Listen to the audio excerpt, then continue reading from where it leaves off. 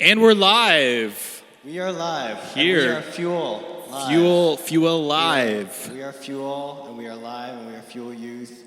I'm just going to include as many names that Fuel has had over the years as I can into this one introductory. Wasn't there Rock House? Wasn't that one of the names? Rock House? Or House Rock? That's School of Rock? That's before me, my man. Oh, man.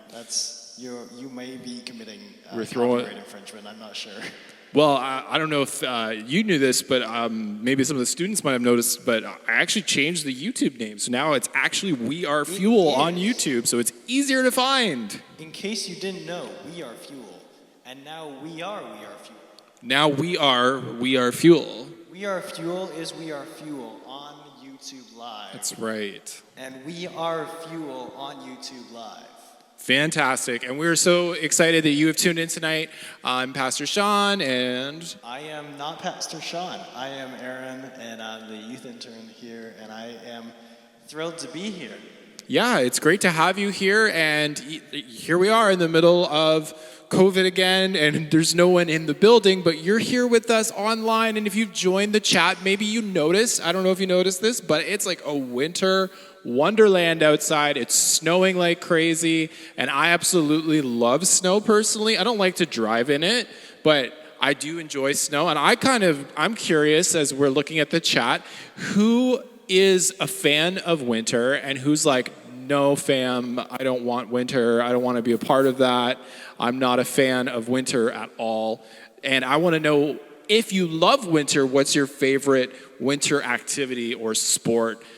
Personally, I used to snowboard, believe it or not. I don't believe it. You don't believe it, believe it. I used to snowboard on my $40 plastic snowboard from Walmart. Okay, that checks out. And yeah, that makes more sense, right? And I would go to like the closest hill in Chatham, Kent, which was pretty much nothing, and good times going down, into a farmer's ditch and calling it snowboarding. Yeah, you have flat, just Yes. plains upon plains. I don't know if our students have been to Chatham, Kent, but if you because right now you're not supposed to be traveling, but if you do get a chance to travel there, they have some really cool sunsets because there's literally nothing. It's just flat. You can see forever. And yeah, so anyways, it's really great to have everybody here tonight. And Aaron's got some stuff lined up for each one of you, and it's going to be really fun. So I'm going to give it over to Aaron here. Oh, yeah. Okay, well, tonight we are discussing embarrassment and impressions and keeping people impressed, trying to impress people. And it's a fantastic video we're going to show you guys. We're going to share that with you in just a little bit. Before that, I wanted to talk to you about winter activities. I consider myself to be pro-snow. Pro-snow. But I would not consider myself to be pro being in the snow. I like snow just over there. So you like snow over there, but you don't like snow like being in the snow. Yeah, exactly. It's like a green eggs and ham. So you're an indoor snow person. I would not eat them here or there, but I would let it be here or there. Okay, sounds good. Somewhere else. I have, in fact, eaten snow before. It was a mistake. I was going home from school one day. I think I was trying to keep up with my brother and his friends. You know how you want to impress your brother's friends? When it's your older brother or your older sibling, you're like, I want to impress these older people. Older kids are the coolest people in the world when you're 9. And I was 9 years old, and I was trying to catch up with my brother. I'm just bombing it down this downhill towards my house, and just face first, and it had just snowed, and it was extra cold out. It had melted a little. I came up, and there was blood left in the snow. My face planted so hard, I cut my lip in this icy snow. Yeah. It was brutal. Or one time, I was in kids' church. Actually, I was in 6th grade, and the first mistake that I made was wearing cargo shorts. Yeah, that's a sin right there. Which is wearing cargo shorts. Take note, boys. Hey now. Cargo shorts are that's not allowed. We are not shaming. I'm just kidding. There's probably tons of pictures of me wearing cargo We are shorts. just suggesting that I in my youth, with my skinny legs, with my poor judgment, did not know how to attire myself. So I was talking like cargo shorts and then like a graphic T-shirt with Tony Hawk's face on it or something. I don't even know if you guys know who Tony Hawk is anymore. You can post it. You can find like memes on Twitter now where Tony Hawk will go places and they'll be like, "Hey, you look kind of like Tony Hawk," and he's like, "Yeah." Yeah. And then he picks up a skateboard and they're like, "Oh my gosh, it's Tony Hawk." So I would like wear these T-shirts with Tony Hawk on them, and I would have like cargo shorts. You guys can post in the chat if you know who Tony Hawk is. I really want to know. I used to play Tony Hawk's Yes. skateboarding video game like all the time. Like, The video game. yeah. Like, Not with your $40 skateboard from Walmart. no. I tried to skateboard. It didn't go well. So anyway, the first mistake I made was these cargo shorts, because I would put things in the side pockets of them, because you know how cargo shorts have these side pockets in them. And then I would wear them, but I didn't realize the importance of wearing a belt. And let me share with you some wisdom of being a 22-year-old man who has finally learned at least one thing about life. It's that you should wear a belt. If you don't wear a belt now, wear a belt. Start wearing a belt. It will save your hide many times. Yeah. And so I was wearing these cargo shorts, and I sadly did not have a belt to save me this time. And I was in 6th grade. I was doing this obstacle course in kids' church. Yeah, you see where this is going. I see where this is You going. see where this is. And so I'm making my way through the obstacles. I'm ducking, I'm weaving. Yes. I'm going along, and I'm holding the side of my shorts to keep them up because I did not have hips to speak of at that point in time. Your hips didn't lie. My hips could Sorry. not lie. Hips that do not exist cannot tell lies. Hips don't tell lies because they don't exist. Exactly. Okay. No hips, no lips, no telling lies. Oh my goodness. Yeah.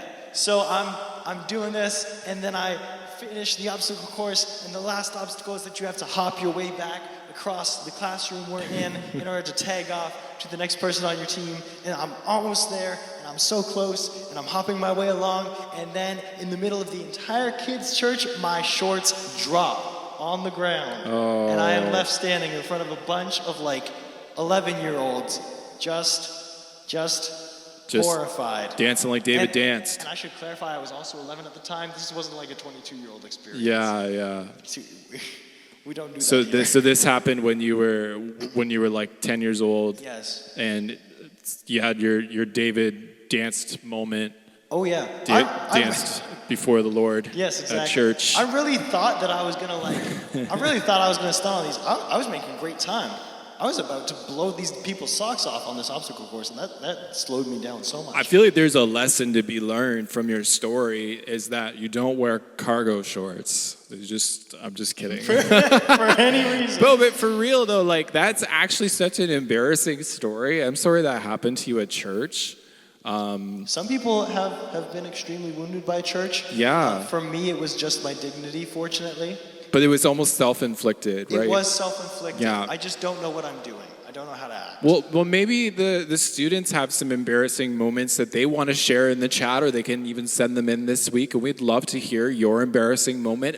Aaron asked me if I wanted to share an embarrassing moment earlier, and I don't have any. My life has just been peachy keen. Just kidding. My life has had some very embarrassing moments. Normally, That's right. it happens when I have a microphone in my hand and I'm talking to people. They I let usually you- say something silly or something ridiculous. Like a few sermons ago, I referred to craft dinner in a way that maybe I don't want to repeat, okay. and everyone that's watching knows what I'm talking about. We don't need to double back. It's okay. My most embarrassing moment, though, is kind of more of a serious embarrassing moment, but like the most embarrassing thing that I think that's ever happened to me. But anyways, there's another sermon for you tonight from my personal embarrassment. And So many life lessons. there's a Don't lot wear of life cargo lessons. shorts, turn your microphone off, buy your snowboards at Walmart for $40. There's so Yeah. much to learn. This is amazing. Well, I mean, with all this being said, though, like with cargo shorts and being embarrassed and being up in front of people. And some people, they're like, you know what, if there's a talent show, they're sending a video in. And by the way, we did not get enough videos this week for the Challenge to Challenge, and we're going to talk about that. But don't be afraid of what people think, because that's what we're going to talk about tonight. We're going to talk about not worrying as much about what people think and maybe caring a little bit more about what God thinks. So absolutely, our friends from Orange are going to talk to us, and here they go. Watch this.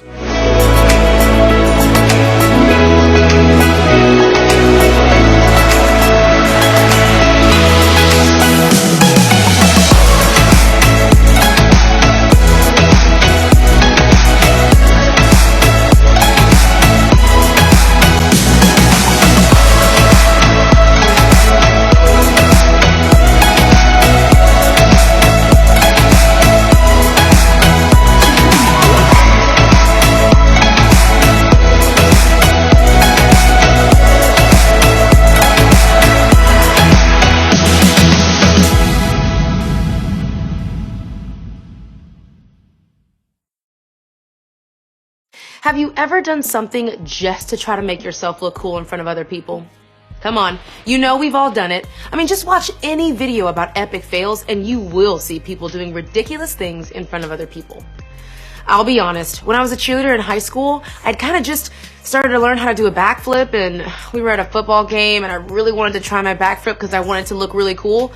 And I bust my face on the ground. It was pretty crazy. And here's the truth. Trying to look good in front of other people is normal because, well, I mean, we all want to look good. None of us hope to do something embarrassing in front of others. We don't just set out to show the worst version of ourselves. We want to put our best face forward. And there's a name for that. It's called managing your image, which is doing whatever you can to make sure the best parts of yourself are visible and your less likable parts are carefully hidden. And as crazy as that sounds, we all kind of get it. Everyone around us is thinking about managing our image in some way or another too. In some ways, sometimes high school feels like it's 5% academics, 5% social life, and like 90% trying not to look stupid. You know this is true because it's what you're doing when you tell your mom to drop you off 2 blocks away from school so your friends won't see her in your family's old minivan. It's why the idea of leaving the house in the morning when we have a bad hair day or a zit on our nose makes us just want to crawl in a hole. It's why there are certain people we want to be seen walking to class with, why we get more nervous playing football or performing the high school play in front of certain people, and why there's one class we really want to do well in. It's all because we are constantly working to manage our image so that we look good in front of people. Now, this isn't just a high school thing, by the way. This is a people thing. And just because we all do that to different extents doesn't mean it isn't exhausting. I mean, image management is a full-time job, people. And no matter how good you are at it, it still always feels slightly out of reach. And usually, at the end of the day, we feel, well, tired. That, by the way, is why some of us act like total weirdos at home. We've been containing our weirdness all day and we're exhausted. And on top of being exhausted, the whole not looking dumb thing is frustrating because it never works the way we think it will. All of us have that teacher, coach, friend, or even parent who, no matter what we do, how well we perform, how good our grades are, or how many accomplishments we have, aren't going to be proud of us the way we want them to be. We can't do enough or say enough to change that. They'll just never approve. And when we do feel like we're looking okay, it never lasts as long as we think it will. I mean, one day we have it, and then one day it's gone. It just means we're starting all over again. Maybe we make an A, get the game ball, make first violin. I mean, it's really satisfying and rewarding. We go to bed that night feeling like we're just killing it at life, right? And then we wake up, and it starts all over. And you wonder, well, what if my grades fail and I get kicked off? What if I screw up the next game? What if second chair violin practices and gets better than me? I'm depressed just thinking about it. I mean, so why are we talking about this constant battle to manage how people see us? Because it's killing us.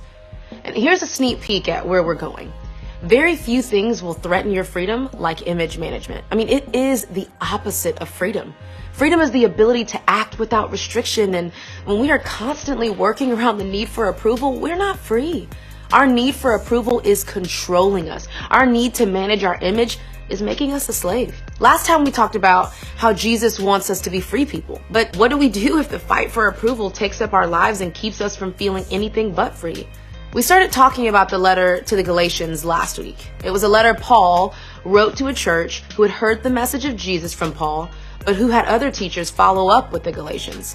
And these other teachers were teaching something different from what Paul had originally shared. I mean, Paul's message was, Jesus saved you. You're free from sin. Jesus made the relationship between you and God right. And these other guys came around saying, not so fast. Actually, you kind of have to keep these Jewish commands too for the whole salvation thing to really take. This made Paul very upset.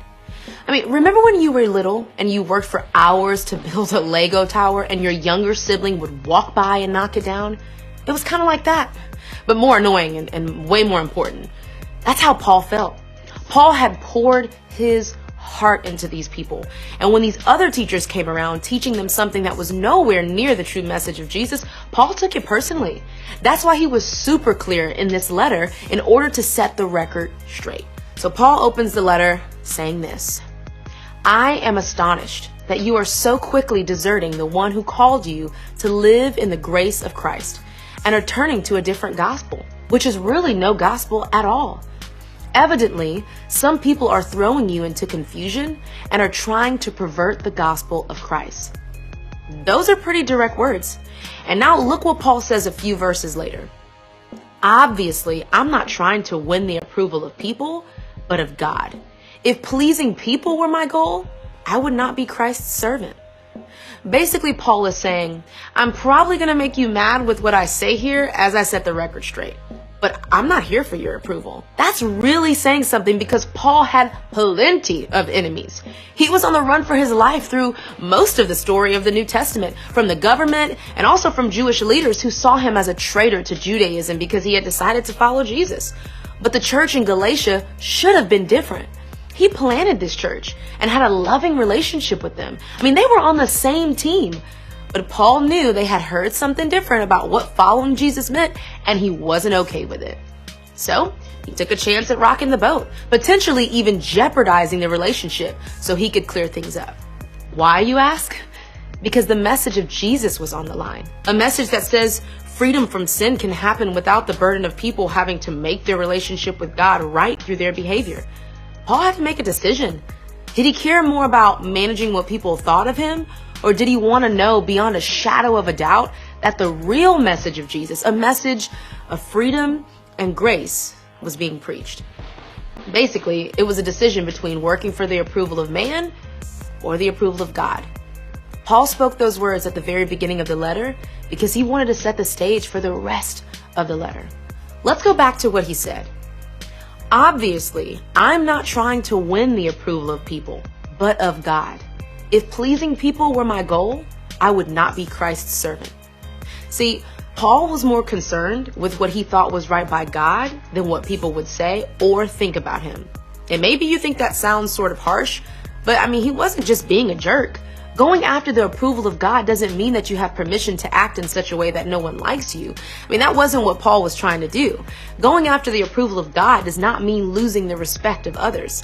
In fact, in the next verse, Paul addresses the church in Galatia as brothers and sisters. He obviously cared about his relationship with them. Paul said what he said because he cared about the church and the people who made the church up, and not just about what they thought about him. You see, Paul knew that to only care about the approval of the men and women in Galatia was to make his own needs for approval more important than what they actually needed to be, because they actually needed the gospel. They needed the truth. So he told them, even at risk of how they would take it. Paul was basically saying there's a difference between caring about something and being controlled by it. He cared about the people who made up this church. He cared about the influence he had in their lives. He cared about having influence with them, but he was not controlled by the need for their approval. And that's an important distinction. That small difference is what kept him from being controlled by whether or not they approved of him. Because Paul knew that free people live for God, not for the approval of others. Put even more simply, free people live for him, not them. But that's not always easy to do. It's not always easy to care what others think and not be controlled by the approval of others. So, how do you know if you're being controlled by the approval of others? Let me give you a few indicators. If you're willing to do things when people are around that you wouldn't do if you were alone, you may be controlled by the approval of others. If what other people say to you or think about you, whether it's a coach or a group of friends, changes how you feel about yourself, you may be controlled by the approval of others. If you feel like you're living different lives depending on the group you're hanging out with, being one way with one group of friends, another way with a different group, another way with your family, another way at church, you may be controlled by the approval of others. If there's a church version of you and a school version of you and a home version of you, you may be controlled by the approval of others. And here's why that matters. You weren't made to be controlled by anything. Remember, Jesus wants us to be free people, and free people don't live with every action being controlled by how others see them. Now, here's what Paul was not saying. I'm seeking the approval of God, so it doesn't matter how I treat everybody else. That's not what he meant. And I think it's important for those of us who are Christians to think about that. Sometimes we can just be obsessed with managing our image as a super Christian that we act like we're better than other people. We don't always realize it, but that's not freedom either. That's still being controlled by our need to look a certain way. Now, before we wrap up, I want to get personal for a second. Chances are there's at least one relationship in your life where you care way more about your image and about their approval of you than you should. A relationship where, if you were honest, they have more control over you and your emotions and your view of yourself than you'd like to admit. And that's true for me. It's probably true for all of us. Chances are, they don't mean to have that influence on you. In fact, they probably don't even notice. But you care so much about what they think. Maybe people have even noticed it about you. Maybe someone has said something to you about how you change the way you talk or act around that person. And the question is, what do?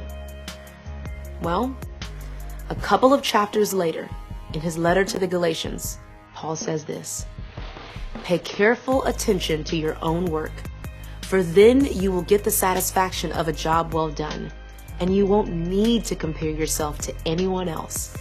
For we are each responsible for our own conduct. Paul pretty much sums it up right there. You worry about you. You are responsible for yourself. You don't want to be a background player in your own life. You don't have to let someone else's opinion drive your decisions. The responsibility for you lies with you. In a way, it's like Paul is saying, you do you. Not because he didn't care about what others thought, but because I think he understood what we sometimes miss. You don't need others to give you what you already have. You don't need their approval because the God who made you already approves of you. He's crazy about you. Free people live with this mind, caring about the approval of God and not them. And when they do that, they feel a lot more free. They are free from the control of others' opinions. They are free from the burden of trying to measure up. They are free to rest in what God has done for them and don't worry about trying to live up to any other standard. Now, before you go to small groups, I want you to imagine how different your life would be if you didn't feel the pressure to manage your image all the time or get the approval of others. What would it look like if you started to live as though you believed what God has done for you is enough and no one can add or take away from that? How many hours would you get back? How much less stressed, less tired, less fake, and less worried would you be? It sounds nice, right? And that's what Paul wanted for the Galatians, and that's what Jesus wants for you. Because as we learned last week, he wants us to be free, and free people live for him, not them.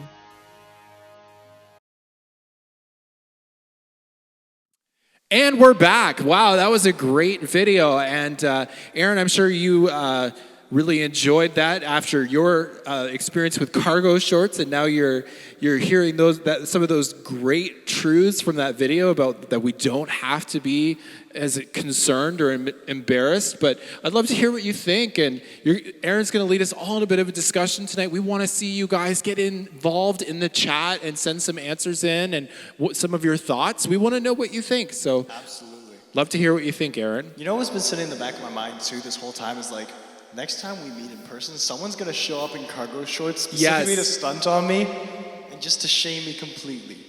But let's get into our video a little bit. So we talked about some things that that we do to try and impress other people, whether it's teachers or parents or coaches or friends, whoever they are. We do these things, whether it's trying to come in first in sports or practice your instrument properly. And there's just so many things that we try and do. Sean, I know that you must have done something just to try and make yourself look cool in front of other people. And have you ever done something to try and make yourself look cool in front of other people? Yeah, I would definitely say that I've tried many different things to look cool in front of other people, especially like when you're in youth ministry and you want the students to think you're cool. When I've come to accept that I'm not. There's no saving it. I'm not that cool. But my one friend actually said, you know what makes you cool? The fact that you're not cool. And I was like, oh, okay. So I'm like the hipster version of cool. But yeah, I definitely have been there where I've tried to wear a certain thing because, everyone's shopping at that store. When I was in high school, that was a big thing. Like, if you're wearing this brand, then you have a certain amount of status or you're able to afford that clothing. Yeah. And so that was big. It's almost like the things that you think that cool people do are the things that you want to do. It's like you're going and you're looking at the people who you think are cool and you're like, that's the things that I want to do. Yeah. So it's either you're building your impression off of other people, or it's like you're doing these things because you convinced yourself that that's what cool people do. Yeah. Whether it's the people around you, like your friends, or people you're seeing on TV or whatever. It's so weird, and it's what we talked about in the video. It's what Tony talked about in the video about image management, right? Image and management. She said it's the opposite of freedom. So, do you want to if you can and just frame it out a little bit? Why is image management the opposite of freedom for us? Image management, the opposite of freedom for us. When I really think about managing my image, I'm trying to create a different image than the one I was already created in, right? Like the Bible says that we were made in the image of God. And if I'm trying to manage my image, why would I manage my image when I already have a manager? When I already have someone who's managing my life, and God is on the throne and he created me. And I mean, you think to the psalmist David where he says, I praise you, Lord, because I'm fearfully and wonderfully made. But if I'm trying to manage what was already made, then maybe I've missed the point. I don't think there's anything wrong with wearing a certain type of clothing because you enjoy it. But I think the important thing is to ask yourself this: am I doing it to impress, or am I doing it because it already impresses me and it's something that I like and something that I enjoy?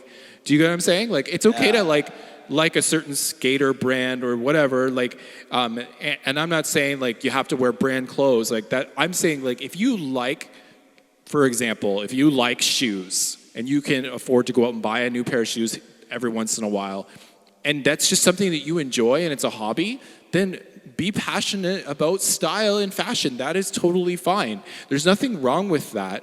But if you're like, I need to have this pair of shoes because so-and-so at school has this pair of shoes and I want to look a certain way, then that's a problem. And I would say you're falling into, instead of living out in the image God's created you to be and just being your unique self, you're actually trying to manage the image that he's already given you. Okay. I like it. So it contrasts with freedom because you're trying to manufacture this and you're trying to conform to something instead of being free to be and do your own thing. Yeah, because I think there's something beautiful about humanity, that we're all created uniquely and we all have something to offer this world. And when we get to find there's an old commercial from when I was a student. It was like, what's your thing? From Concerned Children's Advertisers. Anyways, any of the leaders that are watching. That's a good throwback right there. Concerned Children's Advertisers. Yeah, and it was like, what's your thing? And it was like different things that people like, because God has created us with different desires and different hobbies and passions. And I think it's really cool. Like, you think of an app like TikTok, which is like blowing up around the world. But one of the reasons why it's blowing up is because there's different types of people that are bringing their thing to the world, and they're like, hey, I really like books, or I really like photography, and it's something that people can share and appreciate. And I think that that's a cool thing about the app. I'm not a big fan of everything about social media, but I think that's a good, I really like video games, so I'm gonna start a TikTok about video games. Like, okay, that's awesome. That's something that you enjoy. It's something you love, and you're not just doing it because everyone else is doing it. It's crazy that you use TikTok as an example, because on one hand, you do have there's so many niches, and I follow some photography stuff on there and things like that. But then on the other side, it's also an app where everyone's doing the same trends. And so they are kind of managing their image by adding this thing, and then that trend, and then this trend, and then that trend. Totally. So it's weird. It's weird that both things can coexist in the same space. Yeah. The way that does. And it's interesting, and I would say that it kind of leads into one of the points that Tony talked about. She said that there's a difference between caring about something and being controlled by it. And I would say that, for example, the TikTok thing, it's like either you can make your channel or your personal page about something that you care about, or the content that you're putting out could be controlled by the trends that you're seeing on the platform already. So I think that that's a really interesting juxtaposition, or things that are set against each other that way. What would you say is the difference between those things, and what does it mean for us when it comes to other people, or in church and faith, or in the activities in our life? What's the difference between caring about something versus being controlled by something? Wow. The difference between caring about something versus being controlled by something.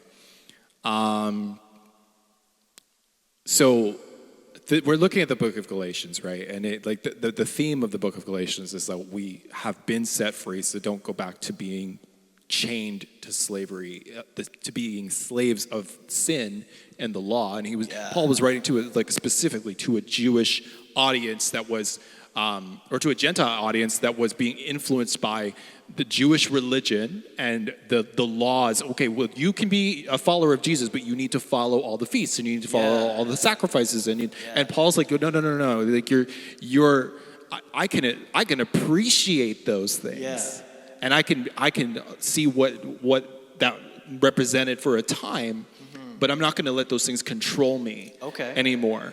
And so I think that within church and within life, and the number one way to tell if something's controlling you is if it's become an addiction in your life. If you sense a craving to get on social media, and this is where we are in a 21-day fast in our church. Yeah, the fast is a perfect time for this. This is how you can tell if something's controlling you. Your brain will tell you, I need this now. And if you're hearing that or feeling that, then you have a form of an idol or something in your life that has taken root. And I've been there too. For me, it's coffee. If I don't have coffee, don't go near me for the first couple hours until I wake up. But if I have coffee, I'm okay. But I would say, okay, maybe we're at a point where I'm relying a little too much on coffee to get me going in the morning, right? And there's nothing wrong with having things that you enjoy and having things that you like. But I think the most important thing with anything in life is moderation. If you're okay, I love social media, but social media is more influencing you than you're influencing it. Okay. Then that is also an indicator where it's speaking to my identity more than my own identity is contributing something. Kind of like when your profile stops being about you and it starts being about what else is on the platform. The image management, right? Yeah. I want to manage myself in such a way that I have the approval of my followers. Yeah, you can kind of conform to the platform. Okay, very good.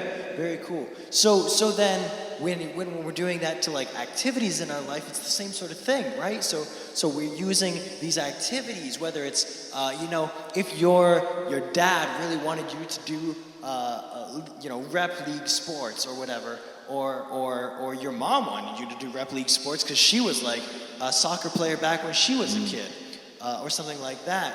Or your dad's really good at the piano and he's like, you need to learn to play the piano because that's what we do in this family. It's a tradition. And you're just like, I can't hit a note to save my life. I have no chance, but I'm going to give it all just so I can try and measure up to their image. That's really cool. So I'm glad that you explained that. So we have these images then, and we have these like characters that we put onto ourselves. I was watching The Office recently. You know how he puts on his characters and stuff? Those are not good characters to put on, for the record. Not a single one of them. I do not approve. But that's the point of the show. I just want to say this about The Office. The Office is all about like what not to do in life. That's Totally. why it's funny. For all the people who are like, oh, that's not funny. It's like, no, because it's what you would never expect. He's just like the most dysfunctional human being of all time. I know. Yeah, totally. Michael Scott. Totally. Such a funny character though. Yeah. But so he puts on these characters. He has these personalities he plays depending on what he's doing or what like message he's trying to communicate, which is interesting. But he has different ways of acting around people. And I feel like we're tempted to do it when we're doing ministry. Yeah. When we're tempted to like put on the ministry hat, you know? And so do you ever find yourself wearing like different masks or characters or acting different ways around different people? And what do you do? Because like Tony said, this is the like heart of image management, you know? So what do we do when we're in that place? What can we do? I think that's a really good point. Like that is also like when you know something's controlling you is when you're like changing who you are to fit a certain image. Like if you're at school and you're like, okay, I'm going to talk like this, or maybe you'll use some language that you wouldn't necessarily use if you were with Pastor Sean or Aaron, you know what I mean? Like, and you're like, when you're with your friends, that you're kind of like that 1 foot in, 1 foot in a different world.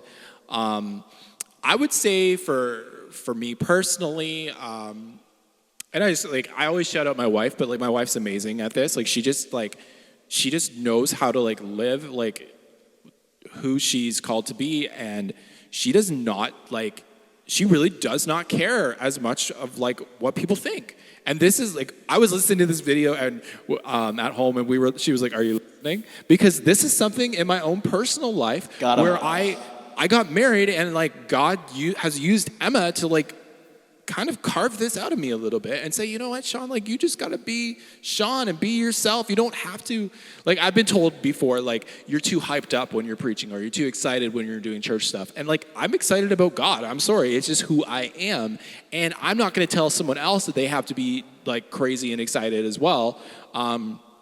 It's just like that's who I am. I think as you get older, you start to realize like it really doesn't matter, and it's exhausting trying to play different people. Yeah. Like if you're like Michael Scott and you're playing like all the different characters that he plays, like that's exhausting. That's a full-time job on top of being a human being, which is already a full-time job during a lockdown. Yeah. Right? So if you're trying to like pretend to be a different person all the time, did I answer the question? Yeah, I think so. So Tony, for us, she points us at Galatians, and she actually gives us Paul's words in Galatians 6, and she says, pay careful attention to your own work, for then you will get the satisfaction of a job well done, and you won't need to compare yourself to anyone else, for we are each responsible for our own conduct. So she gives us this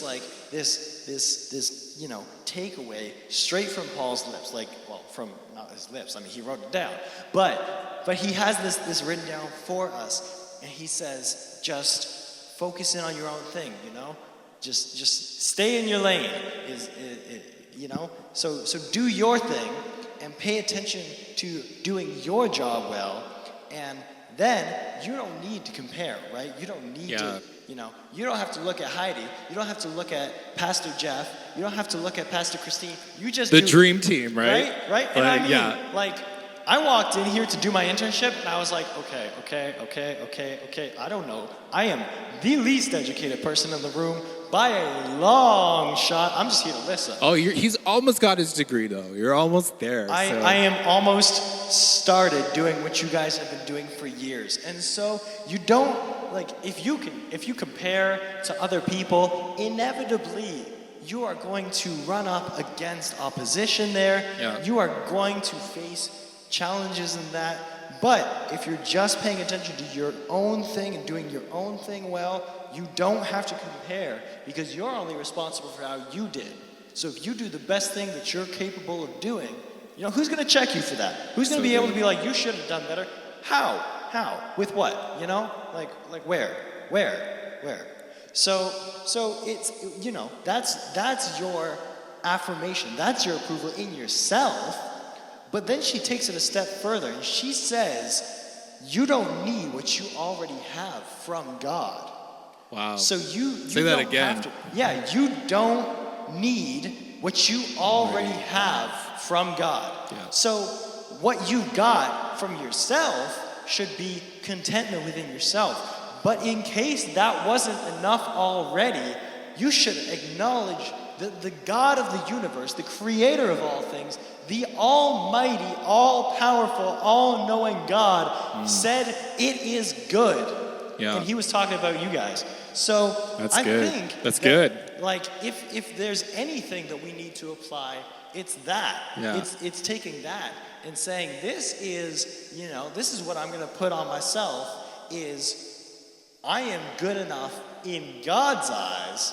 I am doing the best job that I am capable of doing in myself by doing diligent work, working hard, and accomplishing my best. What else? I think that's the key, right? Totally. And I think so many people there's nothing wrong with receiving approval, but there's something wrong with living for approval. There you go. And that's actually Pastor Jeff Johnson has said that. That checks out. So that makes sense. It makes sense, right? Yeah. I'm not gonna. Pastor, just a little plug there. That's Pastor Jeff's. Pastor Jeff's like. That's one of Jeff's. Another home run. Jeff-isms. There's a lot of them, and they're very good. And so I feel like, and this is something that Jeff and I have talked about. Like we're not called to be first, but we are called to be faithful. And so, it's another good one. Pen's on fire taking notes right now. But like we're not called to be first. We're called to be faithful because we're not. You can just bump your favorite Jeffism in the comments. Just Yeah. toss it in the chat. The best. We love thing our you've ever pastor. heard. Yeah, your favorite pastor Yeah. quote of all time.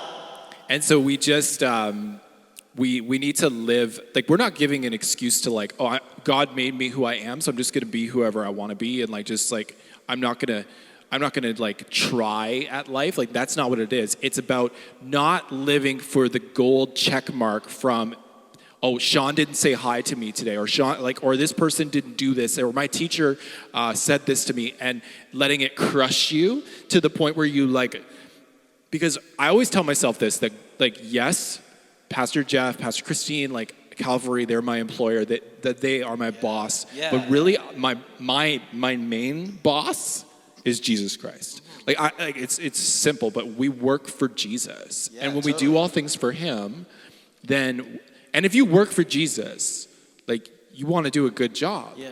Right? Yeah. Because he's already given Aaron the stamp of approval, whether before he became an intern, Jesus already said, I've approved of you on the cross, right? So that's a big deal. And when we live from that, when we live, and you've been approved too. We just stamp each one of you tonight, and we just say that to you that God has approved you.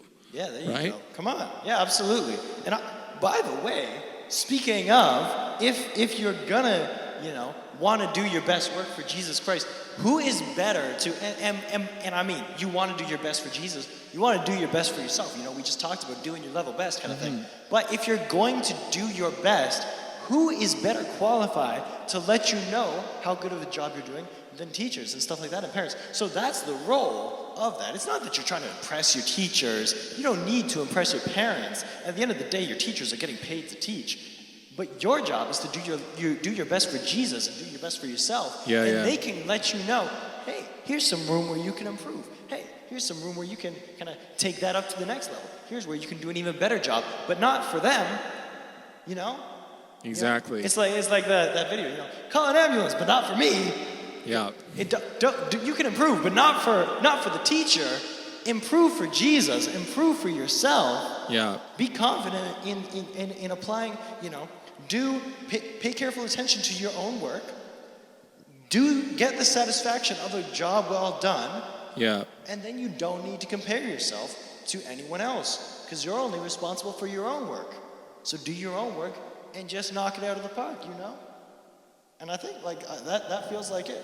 Yeah, that's it right there. Let's loop back. Tony's, you know, Tony Collier. She gave us this theme for our night tonight, and in the Free People series. And she said, "Free people live for Him, not them." Do you want to like give us that in explained terms? Yeah. So like.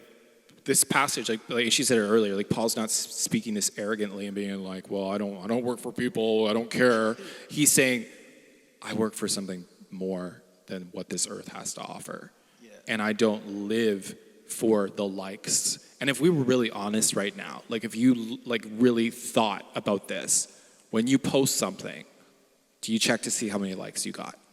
I'm embarrassed to say I do. Because I do, yeah. And here's the thing. God wants to heal that part of our heart and heal that part of our life so that we realize that He already likes you. He already double tapped on your life. Like, do you know what I mean? Like He already like loves you so much. And to live for Him is so much. It reminds me what Jesus says, take up my yoke and because my burden is easy and it's light. Because living for, and like, you know, people say this, like, are you still working for them? Still working for the boss? Still working for the, you know. But like, if you work for Jesus, it's a fulfilled life. Yeah. And I'm not saying you have to all go out and be a pastor. I'm saying just whatever you do, whether it's your schoolwork, your Zoom classes, I know it's hard right now, but live for Him, not for them. Yeah. That's how I would sum it up. Amazing, yeah. Live for Him, not for them. Amazing. We're back where we started. I love it. Okay, we're gonna give you guys a challenge piece this week, and I'm coming back to that challenge. Don't forget. But we're gonna give you a challenge piece this week. So we want you to this week identify something or someone that's controlling you instead of something that you're just caring about. Yeah. And challenge yourself even further. Find something that you're tricking yourself into thinking that you just care about, but you're actually being controlled by. And then pray about that thing and talk to God about why you feel like it's so important. And you might be surprised by what He has to say about it and what He asks you to do about it, because often He's going to see those things. He's going to call those things to your attention.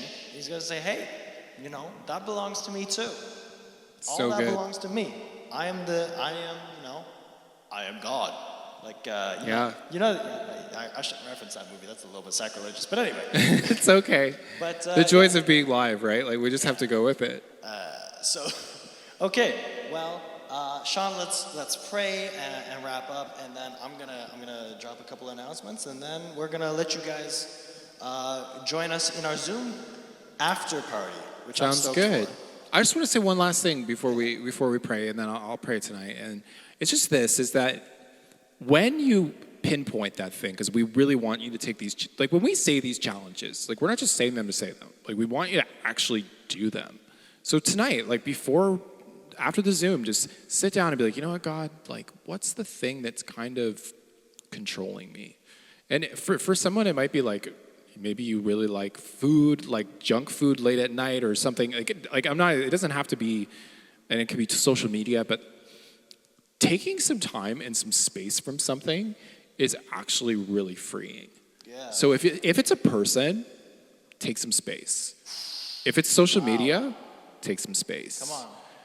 Because space produces an opportunity for you to think and be on your own again. I'm not saying you should ghost anyone, but like quarantine is a great excuse to ghost anyone because you won't see them in person either. In the words of, Ross Geller, we were on a break. Like, take a break. Yeah, we were on a break. If it's a relationship, like, take a break.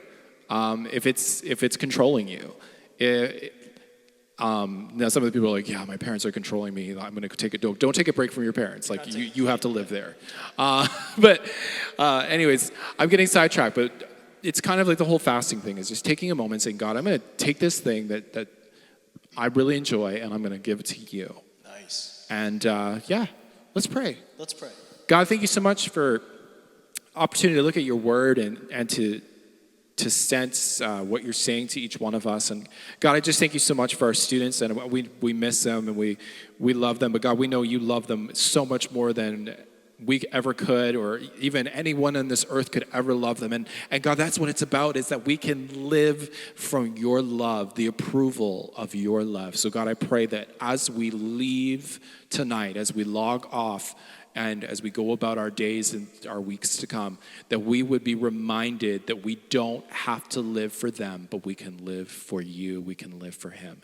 In Jesus' name, amen. All right, guys. Well, we'll see them on Zoom, right? Yeah, we do have a couple announcements real quick. We're just going to cover with you guys. Awesome. First of all, and we said we would come back to it, Challenge to Challenge is still going on. We still have that. So I'm going to be honest with you guys. We didn't get the number of submissions we were hoping to get. I'm a little disappointed. I need you guys to step it up a little bit. So this week, we didn't get a ton of responses, and you know, it was only okay. So we need you guys to step it up this time. Pastor Sean and I are still challenging you guys. Record yourselves at home and challenge Pastor Sean or me or both of us or either of us to any challenge you can come up with, whether it's eating something gross, which I will let Sean do, or making a great basketball shot that I will happily do myself, or whatever else you can come up with at home. And you can send the videos to our email, which is going to be tech, TECH, at mycalvary.life, and we'll be going through them, and your video might get featured in next week's video as Pastor Sean and I take on your challenges. And we will be taking on one of the challenges, because there was one that came in, and we're going to try it, but we're probably not going to do well at it, but we'll try. We will try it. We're gonna give it our level best, and we're going to worry about our own work in that. And you will probably see that come up on social media this week, I think, right, Sean? Yes, keep an eye out for social media. And I will say this, Fuel. I said that we're giving away an EB Games gift card for $25 for every person that is subscribed, likes that post, and tags 3 friends and shares it. Like, you guys need to get on this That's stuff. free money, man. Like, you need to get on. Like, that's a good prize. Like, that's a dub right there. Some of the leaders are like posting on it because they're like, yo. Yeah. And I'll just say this, like, yeah, I mean, the leaders can post too, and maybe you'll win. I don't know. We'll see. There's a challenge. I'll extend to the end of Wednesday, the giveaway challenge. So there you go. There you go. That's it, guys. Okay, very good. I don't know how we're doing for time here, Sean. Do we want to launch into our after party? Yeah, I think we're going to launch to our after party, so you can find us on Zoom tonight at 526-970-4810. That's 526-970-4810, and it's also on Instagram for all of you that are wondering what the number is. And that's the number from now on, so write it down.